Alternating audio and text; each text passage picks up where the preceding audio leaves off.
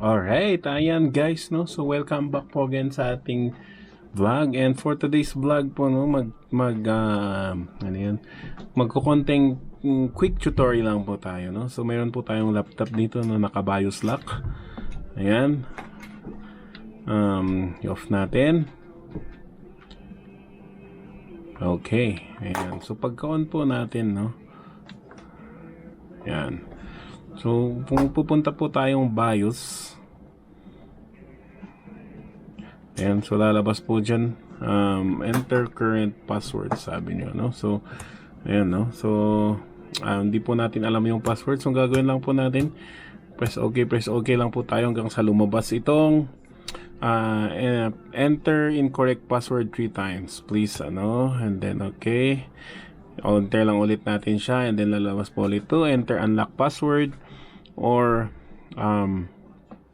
system shutdown.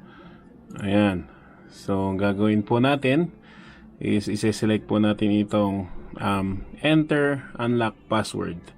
Ayan, hope makita, at hindi ko po makita, nakadikit mo masyado. I hope kita siya, but then ayan, so lalabas po dyan is password key. Ayan, so may password key po dyan. So ang gagawin lang po natin dyan is yan, kung gusto nyo, kopyahin mo nyo po yung number na yan, itong key na to. So gagawin po natin is pupunta po tayo, kung meron kayong laptop or kung meron kayong isa pang ito sa cellphone nyo mismo, pupunta lang po tayong biosbug.com. Ayan. Okay, ayan guys, no? So nandito na po tayo sa biosbug.com. Ayan, so piliin lang po natin kung anong type ng ano natin, laptop. In this case, ang ano po natin is si Acer. So dalawa po kasi yan, dalawang type, 8 digit saka 10 digit ano. So pagbaba po natin dito, andito po siya. So ang gagawin lang po natin dito is ilagay lang po natin yung nasulat natin from that laptop. In this case, ito po siya. Ayan. So okay, so isusulat lang po natin siya, 59330547. And then send request lang po tayo. Lalabas po ngayon dyan yung yan.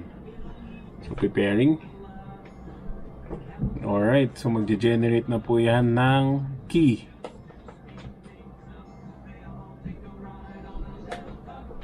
Alright, so yan po yung ating code. So gagawin lang po natin yung na-generate na yan, ilalagay po natin dito, no? Ayan, so try po natin. Okay, ayan po guys, no? So ang gagawin lang po natin is ilalagay lang po natin, itatype natin po yung na-generate ni BIOSbug dito sa ating laptop para makapasok po tayo sa BIOS, no?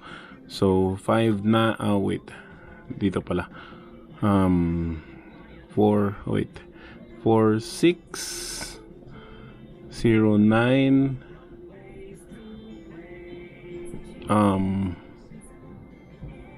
8589. Yan. So ayun. So ganyan lang po siya kabilis guys, no? Para maano natin, no? Makapasok po tayong BIOS pagka po hindi natin mapasok ang ating BIOS. So yan lang po guys, no? So thank you very much for watching, and please don't forget to like and subscribe po pag nasa YouTube po kayo, and please